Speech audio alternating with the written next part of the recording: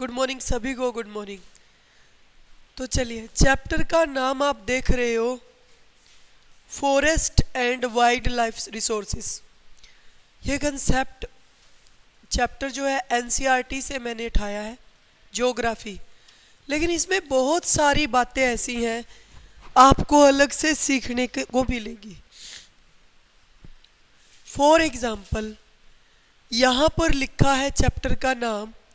Chapter का नाम क्या है? Forest and wild life resources. ठीक है। फॉरेस्ट क्या होता है? जंगल, समझ गए एक तरीके से, या वन।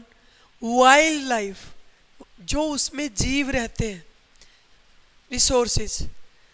अब जंगल तो समझ में आता है, वन तो समझ में आता है,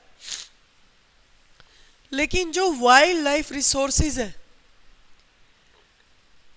वन्य जीव है, वो कहाँ कहाँ रहते हैं? एक तो वाइल्ड लाइफ सेंचुरीज में, जिनको आप हिंदी में वन्य जीव अभयारण्य बोलते हो, वाइल्ड लाइफ सेंचुरीज। दूसरा कहाँ पे रहते हैं? नेशनल पार्क में। अब मेरे को आप ये बताइए कि वाइल्ड लाइफ सेंचुरीज में भी जीव रहते हैं, समझ गए, नेशनल पार्क में भी रहते हैं। तो वाइल्ड लाइफ सेंचुरीज और नेशनल पार्क, इन दोनों में डिफरेंस क्या है बताइए। नेशनल पार्क दिखाने के लिए होते हैं, मतलब जैसे कि हम घूमने गए तो हमें दिखाने के लिए नेशनल पार्क है। अच्छा, और ऐसा ही एग्जांपल और बताइए।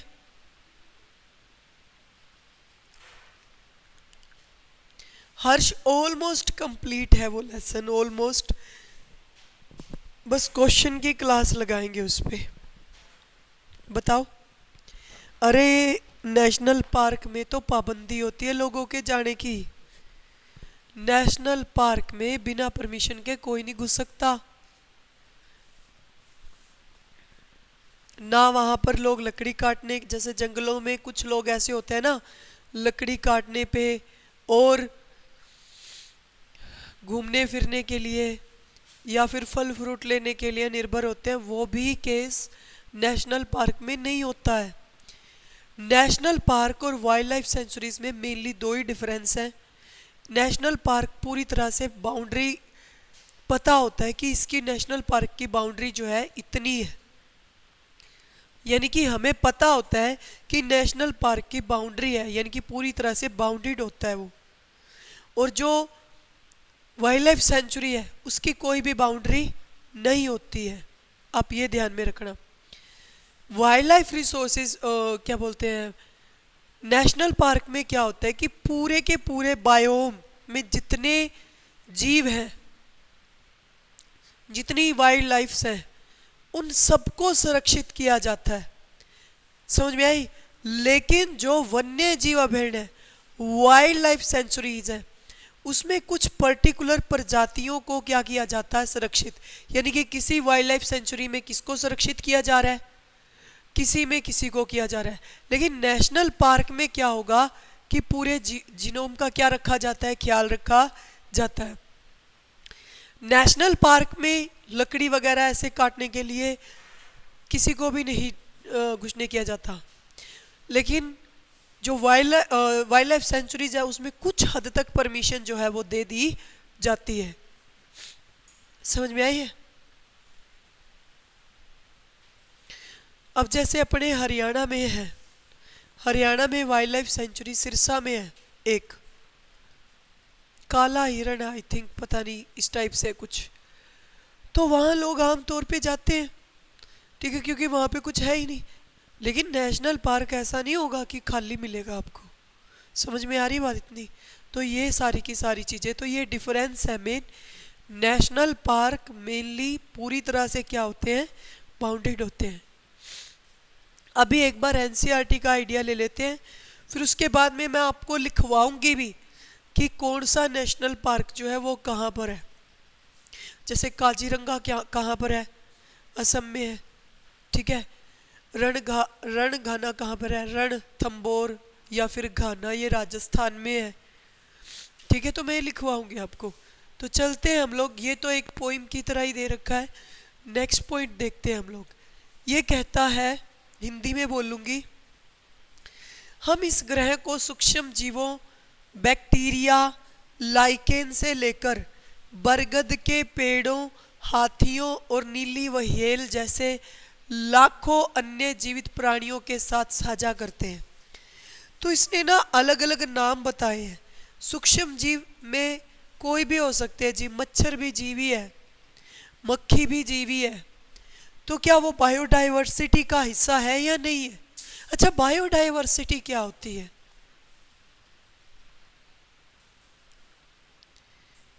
बायोडाइवर्सिटी क्या होती है बताइए। हाँ, क्या होती है बायोडाइवर्सिटी? जैव विविधता। हाँ, कितने प्रकार के जीव जो है उसमें रहते हैं, डिफरेंट डिफरेंट टाइप के, ठीक है। वो क्या है, बायोडाइवर्सिटी है। तो हमारी इंडिया की बायोडाइवर्सिटी तो वैसे ही बहुत बड़ी है, क्लियर है इतनी बातें। तो हम इस ग्रह को सूक्ष्म जीवों और बैक्टीरिया, लाइकेन, बरगद के पेड़ों, हाथियों, नीली व्हेल जैसे लाखों अन्य जीवित प्राणियों के साथ में साझा करते हैं। समझ में आई है? ये जो नीली व्हेल लिखा है, क्या लिखा है, ब्लू व्हेल, ये सबसे बड़ी मैमल है अपने अर्थ पर, सबसे बड़ी स्तनधारी, हिंदी में बिगेस्ट, या फिर आप बोल सकते हो लार्जेस्ट मैमल ऑन अर्थ।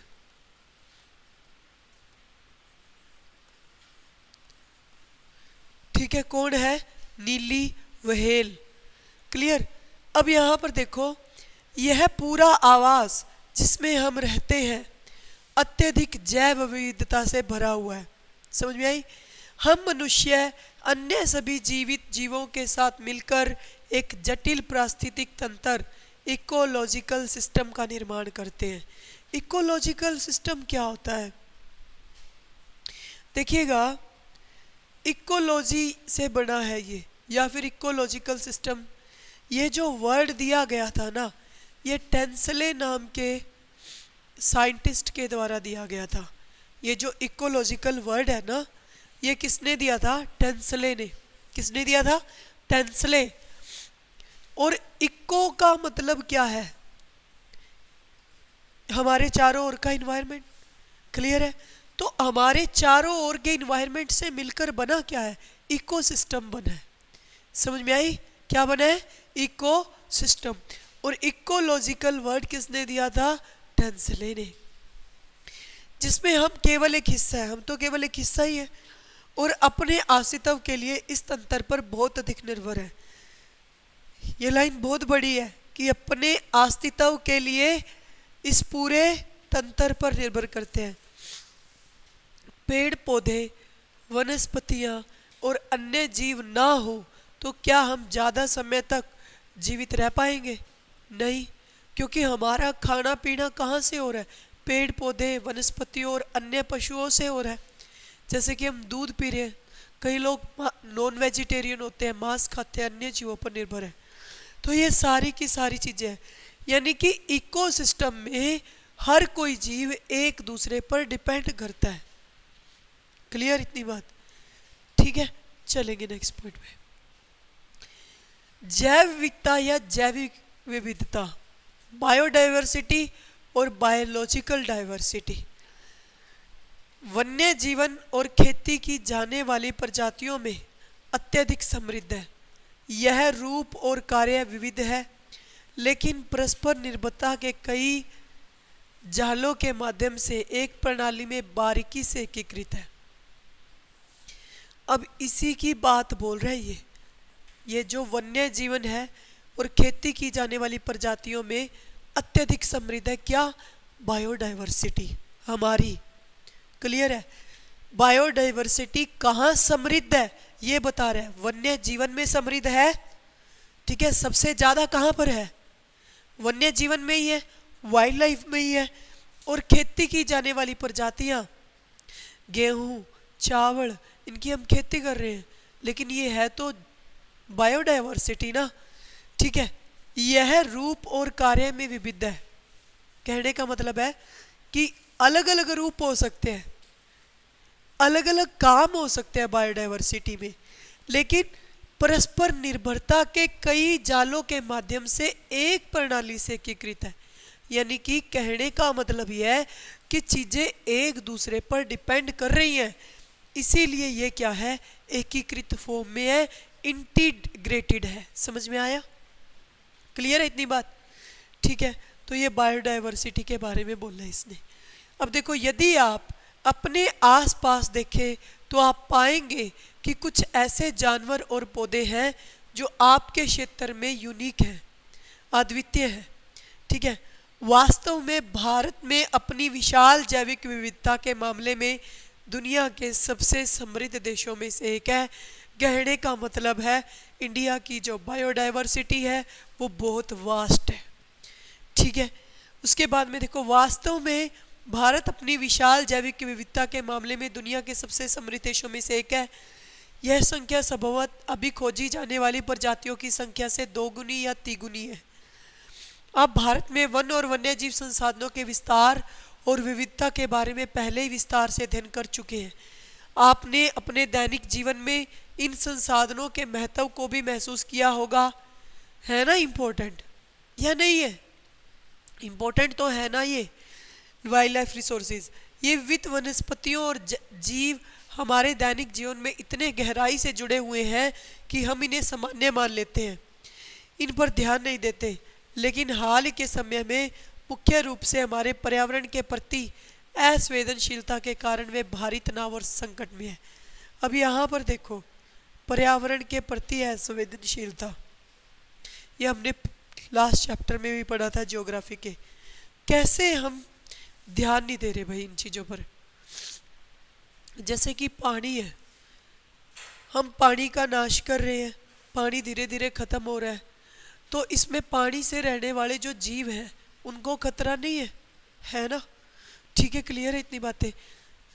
लकड़ी काट रहे हैं, वन काट रहे हैं, तो वनों में जो रहने वाले, पीछे आपने देखा होगा अपने कौन सा स्टेट था, मणिपुर था आई थिंक, कहाँ पर वन काट रही थी गवर्नमेंट, जब बहुत सारे लोग जो है वो जेसीबिया और इनके सामने आ गए थे। कहाँ का एरिया था? मणिपुर का था या केरल का था? केरल का था आई थिंक। वहाँ पे ये चीज़, तो वहाँ पर जो जीव थे वो कैसे तड़फ रहे थे देखो। हाँ, उनका घर खराब किया जा रहा था, क्योंकि देखो अब हमारे घर को कोई देखो जेसीबी लेके आए और रहे तो हमारे मन पे क्या बीतेगी। वैसे ही वो जीव है, उनका घर कौन सा है? वन। तो ये चीज़ है।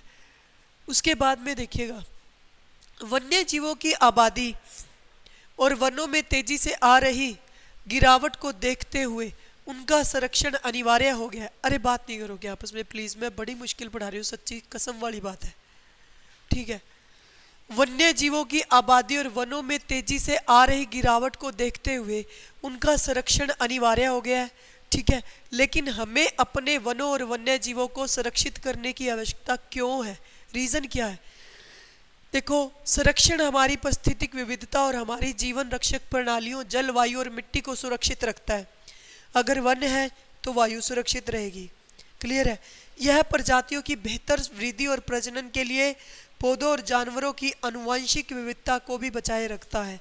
यानी कि क्या? जेनेटिक डाइवर्सिटी भी तभी पैदा होती है जब हमारे पास में ऑलरेडी अच्छी डाइवर्सिटी हो। ठीक है, डिफरेंट टाइप के जीन जो है उनका क्रॉस कब करवाया जाता है? जब हमारे पास में ऑलरेडी कुछ जीनोम होता है तब करवाया जाता है ना। समझ में आई इतनी बात? इसी तरह मछली पालन भी पूरी तरह से जलीय जैव विविधता के रखाव पर निर्भर करता है। यानी कि मछली पालन तभी हो पाएगा जब जलीय जैव विविधता, मछली पानी में बहुत सारे जीवों पर निर्भर करती है या नहीं करती? करती है ना। तो ये चीज है। अब यहाँ पर ये क्वेश्चन बहुत इंपॉर्टेंट बनता है भाई, ये चीज इसको तो डार्क ही कर लेना, ये बहुत बार पेपर में पूछा गया क्वेश्चन। 1960 और 1970 के दशकों में संरक्षणवादियों ने एक राष्ट्रीय वन्य जीव सुरक्षा कार्यक्रम की मांग की। इसके परिणाम स्वरूप भारतीय वन्य जीव संरक्षण अधिनियम 1972 लागू किया गया। लिखिए इस पॉइंट को, लिखेंगे भारतीय वन्य जीव संरक्षण अधिनियम कब लागू किया गया? भारतीय वन्य जीव संरक्षण अधिनियम कब लागू किया गया? If anyone want to write in English, then you write the Indian Wildlife Protection Act. Indian Wildlife Protection Act was implemented in 1972. Indian Wildlife Protection Act was implemented in 1972. इसकी शुरुआत तो 1960 और 1970 में ही हो गई थी, भी करना पड़ेगा, लेकिन फाइनली कब लागू किया गया? ये 1972 में, 1972 में।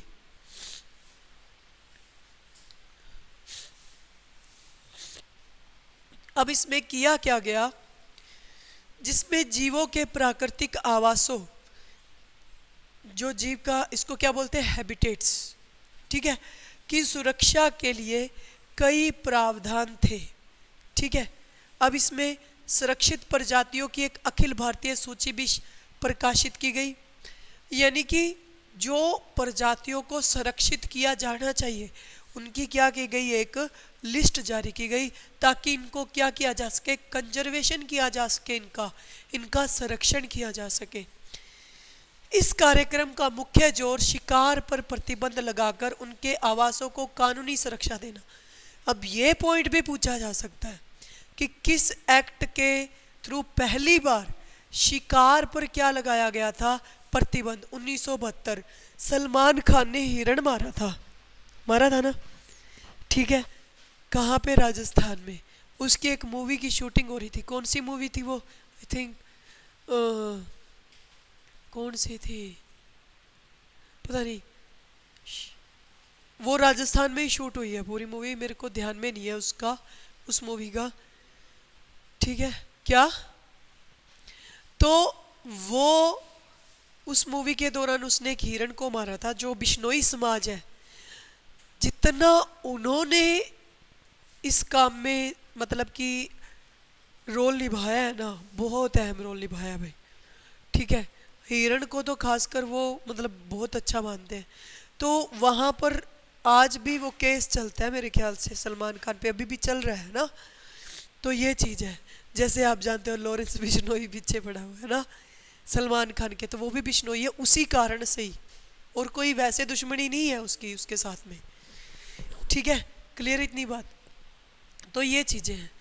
अब यहाँ पर देखो, आपसे पूछा जाए शिकार पर प्रतिबंध सबसे पहली बार किस कानून के थ्रू लगाया गया?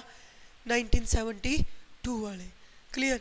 उसके बाद में देखो, इसके बाद केंद्र और कई राज्य सरकारों ने राष्ट्रीय उद्यान यानी कि नेशनल पार्क और वन्य जीव अभयारण्य यानी कि वाइल्ड लाइफ सेंचुरीज स्थापित किए। क्लियर इतनी बात? अब मैंने इसमें डिफरेंस आपको बता ही दिया कि क्या क्या कुछ है। केंद्र सरकार ने उन विशिष्ट जानवरों की सुरक्षा के लिए कई परियोजनाओं की भी घोषणा की जिन पर अस्तित्व का गंभीर संकट था, यानी कि जो खत्म होने वाली है। जैसे कि डायनासोर एक खत्म हुई प्रजाति है। क्या कभी किसी ने अभी डायनासोर का जिक्र सुना है? नहीं है, वो विलुप्त प्रजाति है एक। क्लियर इतनी बात? जो खत्म हो चुकी है। इसमें बाघ, एक सींग वाला गेंडा, कश्मीरी हिरण जिसको हंगुल बोला जाता है कश्मीर में, 3 प्रकार के मगरमच्छ भी अलग अलग होते हैं। कुछ मगरमच्छ ऐसे होते हैं जो मीठे पानी में रहते हैं, जो खारे पानी बोलते हैं, और एक घड़ियाल होता है, ठीक है। कई बार अपने मतलब कि कोई बात हो जाती है ना, कोई बंदा हमेशा ही खट्टी बातें ही करता है, ठीक है, जो काम की बातें नहीं होता, तो उसको बोला जाता है भी तू तो खारे पानी का मगरमच्छ है। क्लियर है? वो चीज़ है, ठीक। एशियाई शेर और अन्य शामिल थे। हाल ही में भारतीय हाथी, काला हिरण, हमारा हरियाणा जो है, हरियाणा का राष्ट्रीय पशु कौन सा है? काला हिरण, ठीक है, पता होना चाहिए आपको। ग्रेट इंडियन बेस्टर्ड गोडवन और हिम तेंदुआ आदि को पूरे भारत में शिकार और व्यापार के खिलाफ पूर्ण या आंशिक कानूनी शिक्षा प्रदान की गई है।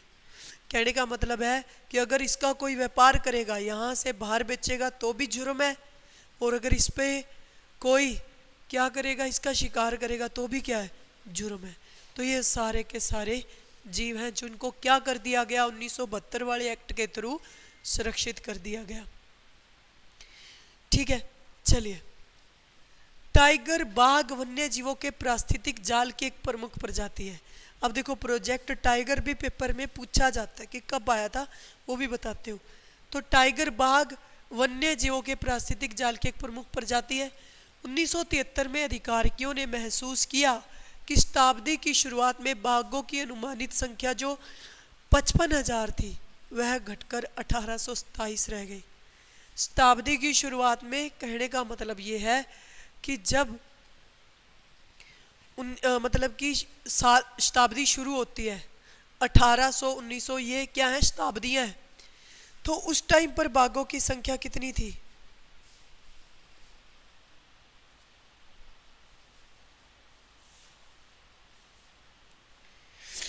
इसको क्रॉस चेक करना 1 मिनट लगा के। यहां पर देखो कोई स्पेलिंग मिस्टेक ना हो बस, और सब ठीक है। बाघों की आबादी के लिए कई बड़े खतरे हैं, जैसे व्यापार के लिए अवैध शिकार जिसको पोंचिंग बोला जाता है। अब सभी का ध्यान उधर हो गया, उधर देख लो। ठीक है, बाघों की आबादी के लिए कई बड़े खतरे हैं, जैसे व्यापार के लिए अवैध शिकार, सिमटते प्राकृतिक आवास, शिकार बनने वाली प्रजातियों की कमी। ये क्वेश्चन किस टाइप से आ सकता है पेपर में, आपको पता है? आपसे पूछा जा सकता है कि बाघों की आबादी के लिए मतलब बाघों की आबादी के लिए कई बड़े खतरे हैं, उनमें से मेन कौन से हैं। या आपसे पूछा जा सकता है कि शिकार बनने वाली प्रजातियों की कमी। हाँ, यही पूछा जा सकता है कि आबादी के लिए कई बड़े खतरे हैं, कौन से, वो आपको ऑप्शन दे दे के बोल देगा कि कौन से नहीं। सही है।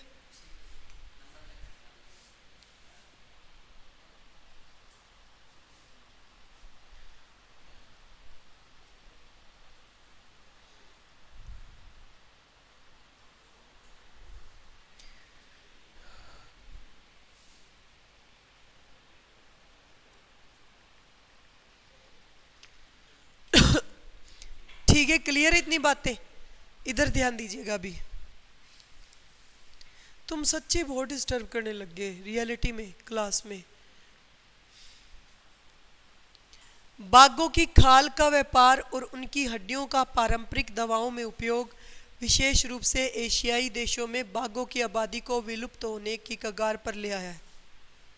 ठीक है, पहले आपको पता था कि बाघों की हड्डियों की दवाई बनती है, जो बाघ होते हैं उनकी हड्डियों से महंगी दवाइयाँ बनती हैं। ठीक है, तो इसीलिए उनका क्या किया जाता है, शिकार। अब देखो, चूंकि भारत और नेपाल दुनिया की बची हुई बाघों की आबादी के लगभग 2/3 हिस्से को आवास प्रदान करते हैं, इसीलिए ये दोनों देश अवैध शिकार और अवैध व्यापार के मुख्य लक्ष्य बन गए। कौन? भारत और नेपाल। ठीक है, क्लियर है। विश्व के सबसे चर्चित वन्य जीव अभियानों में से एक प्रोजेक्ट टाइगर 1973 में, लिख लीजिएगा, प्रोजेक्ट टाइगर 1973 में शुरू किया गया। प्रोजेक्ट टाइगर 1973 में।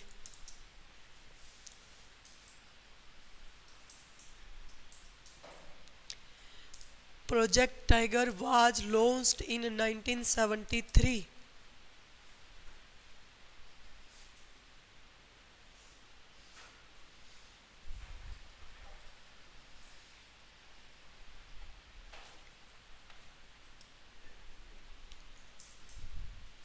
ठीक है, क्या है हिमांशु,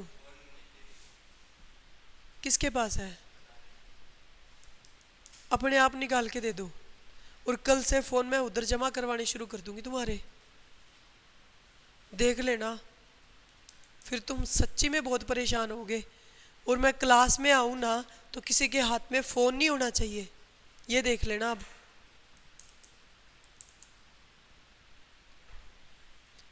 जिसके पास में है चुपचाप दे दो इधर से, ठीक है। बाघ संरक्षण को न केवल एक लुप्तप्राय प्रजाति को बचाने के प्रयास में रूप में देखा गया, बल्कि समान महत्व के साथ बड़े पैमाने पर जैविक आवासों यानी कि बायोटाइप्स को संरक्षित करने के साधन के रूप में देखा गया। अब ये लिख लेना जरूर, जिम कॉर्बेट है ये वैसे तो पूरा नेम, लेकिन कॉर्बेट नेशनल पार्क लिखा हुआ है, ये फुल नेम है Jim Corbett national park. National park कहाँ पर है ये पूछा जा सकता है, उत्तराखंड में। जिम कॉर्बेट नेशनल पार्क कहाँ पे है, उत्तराखंड में, पूछा जा सकता है। Jim Corbett national park English में लिखना है, Jim Corbett national park is situated in Uttarakhand.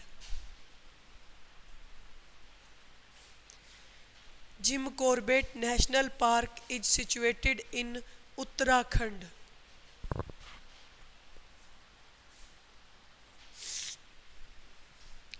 Paschim Bangal में सुंदरवन नेशनल पार्क, लिखिए सुंदरवन, सीधा लिखे सुंदरवन नेशनल पार्क, साइड में लिख लो पश्चिम बंगाल, वेस्ट बंगाल। मध्य प्रदेश में बांधवगढ़ नेशनल पार्क, मध्य प्रदेश में बांधवगढ़, बांधवगढ़ नेशनल पार्क मध्य प्रदेश में है, बांधवगढ़ नेशनल पार्क। इसकी मैट्रिक की बता देती हूँ, वैसे इन दोनों की तो मैंने हिंदी में करवाई है, ये पूरी करवाऊंगी वैसे मैं आपको। है बांध के मध्य से बोला काना, काना सुंदर है पश्चिम बंगाल। तो कहने का मतलब बांध से क्या है आपके पास में, बांधवगढ़, बांधवगढ़। मध्य से क्या आया, मध्य प्रदेश, और मध्य प्रदेश में एक और है कान्हा किसली नेशनल पार्क। ये नेशनल पार्क भी कहाँ पर है, मध्य प्रदेश में। सुंदर है पश्चिम बंगाल से सुंदरवन नेशनल पार्क कहाँ पर है, पश्चिम बंगाल में। तो ये ट्रिक से कर सकते हैं आप। क्लियर इतनी बात। चलिए उसके बाद में राजस्थान में कौन सा है, सरिस्का वन्य जीव अभयारण्य। ये पूछा जाता है पेपर में काफी बार। सरिस्का वन्य जीव अभयारण्य राजस्थान, यानी कि Sariska wildlife sanctuary, Sariska wildlife sanctuary, Sariska wildlife sanctuary. English में ये लिख रखा, Sariska wildlife sanctuary in Rajasthan.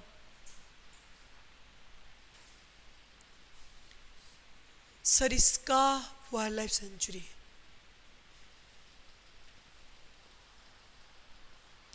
हाँ जी आर्यन, इसका पुराना नाम हेली नेशनल पार्क है। किसका, जिम कॉर्बेट राष्ट्रीय उद्यान का। Manas tiger reserve in Assam, Assam में दो है, असम में दो है। एक तो है मानस,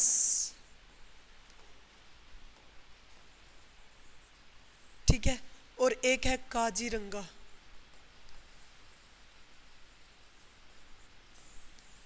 ठीक है, मानस और ये दूसरा कौन सा है, काजीरंगा। ये दोनों के दोनों कहाँ पर हैं, असम में।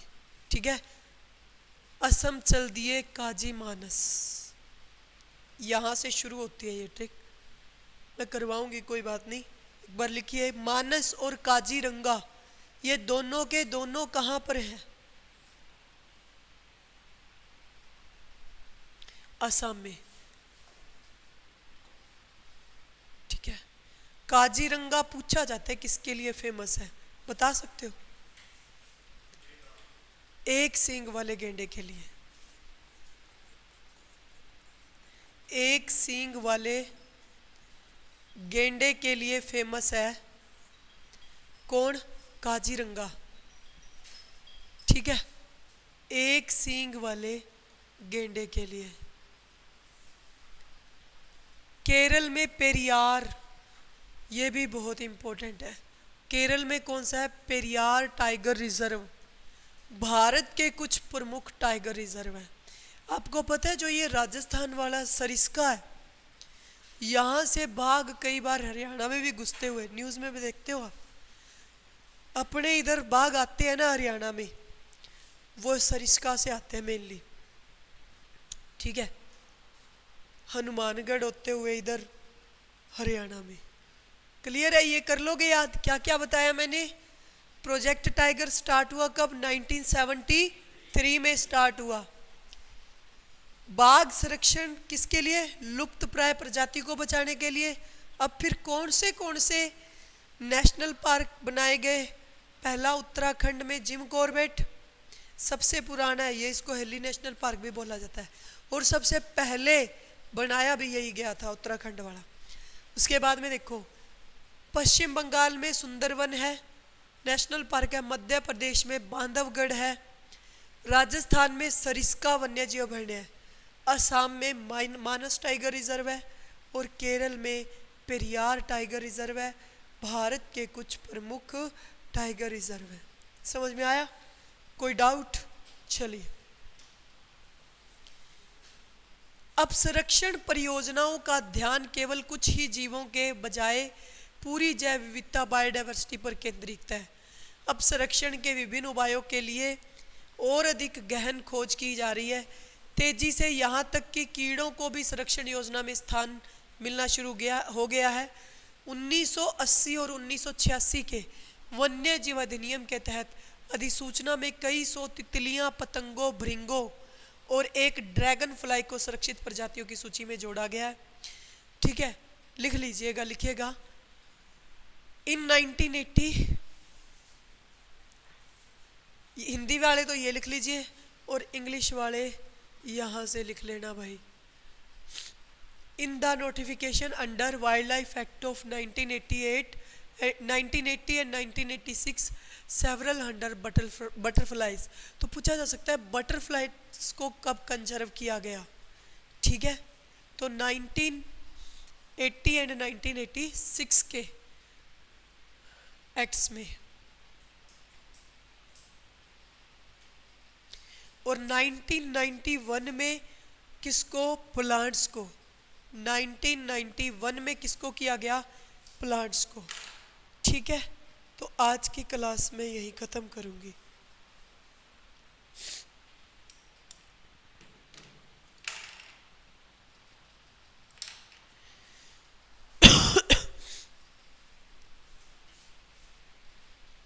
यहाँ तक किसी को कोई प्रॉब्लम है तो बताओ।